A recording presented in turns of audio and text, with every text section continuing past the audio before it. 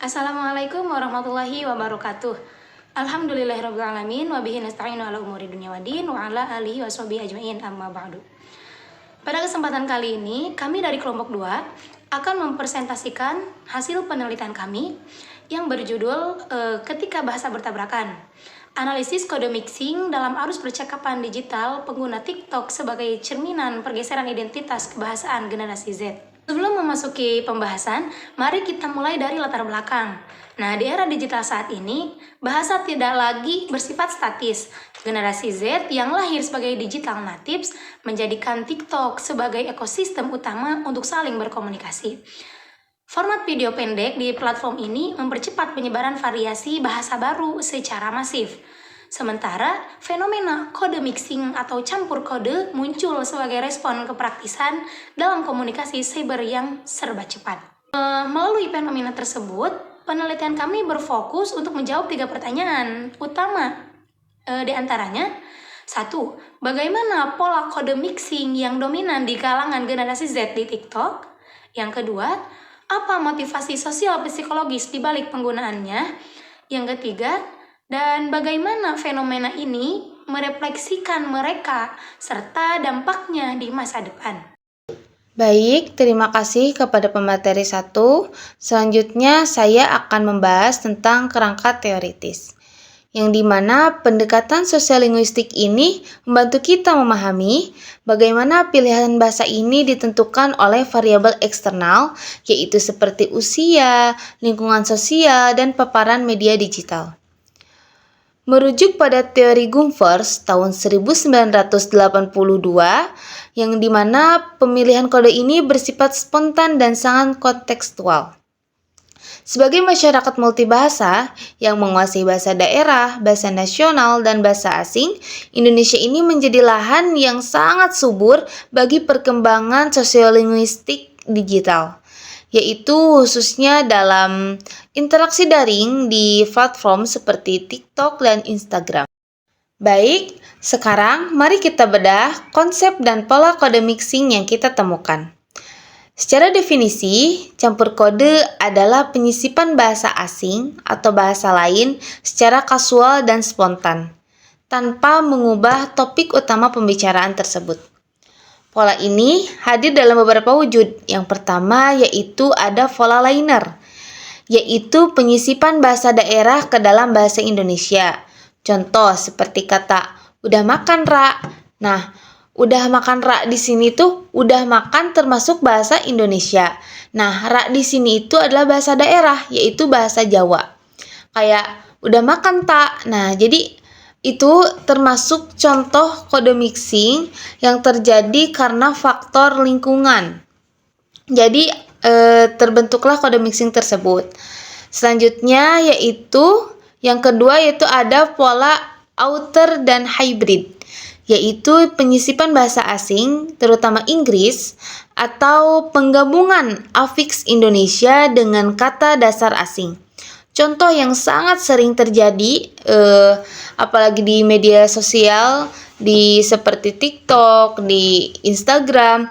Jadi bahasa-bahasa kayak nge-scroll, di ghosting, itu kan penghubung, ada 2 kata gabungan yaitu bahasa Indonesia dan bahasa Inggris seperti kata di ghosting. Nah, di itu bahasa Indonesia dan ghosting ini bahasa Inggris. Nah, itu disebut pola outer dan hybrid. Nah, timbul pertanyaan, mengapa sih generasi Z itu begitu gemar melakukan campur kode ini? Penelitian kami telah menemukan 4 faktor utama, yaitu yang pertama efisiensi komunikasi, yaitu istilah asing yang seringkali lebih terasa ringkas atau mewakili konsep-konsep teknologi digital.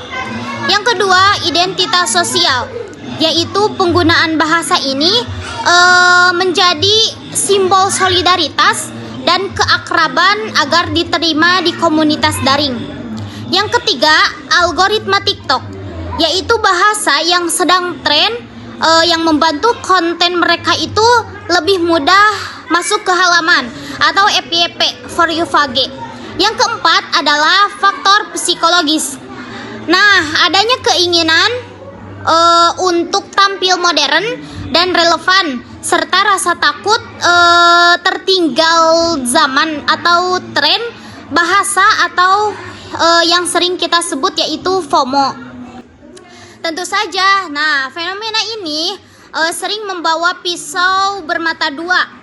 Di sisi positifnya, kode mixing ini mampu meningkatkan kompetensi multibahasa, mendorong kreativitas berekspresi budaya urban Gen Z, serta memperkaya kosakata digital baru.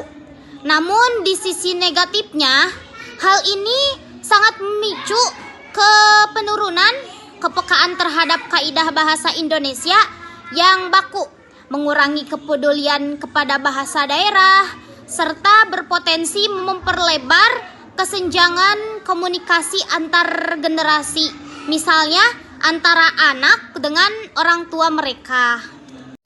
Terima kasih kepada pembicara 3. Nah, maka dari itu kami mengambil kesimpulan bahwa kode mixing yang terjadi di TikTok itu terjadi secara teratur dan fungsional sesuai dengan kebutuhan interaksi digital dalam media sosial untuk generasi Z.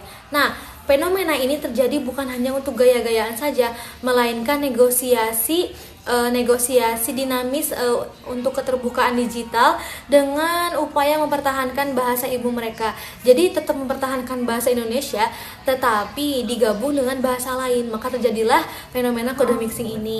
Nah, sebagai langkah antisipasi dari kelompok kami merumuskan beberapa rekomendasi penting. Nah, yang pertama ini kami harap Gen Z lebih selektif lagi dalam memilih dan menempatkan konteks komunikasi, baik itu komunikasi secara formal maupun non formal.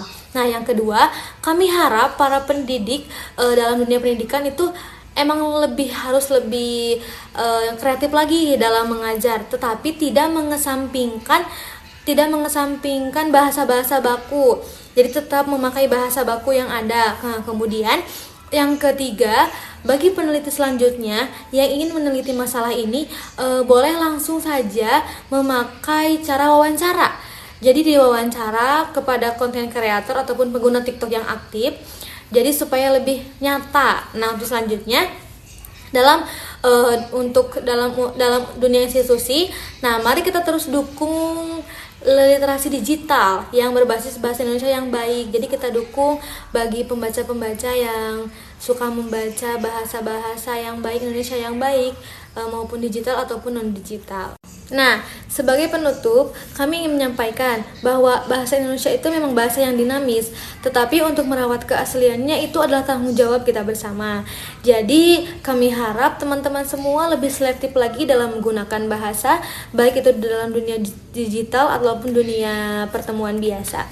Nah, kami harap teman-teman semua memahami apa yang kami sampaikan. Mohon maaf bila banyak kesalahan. Wassalamualaikum warahmatullahi wabarakatuh.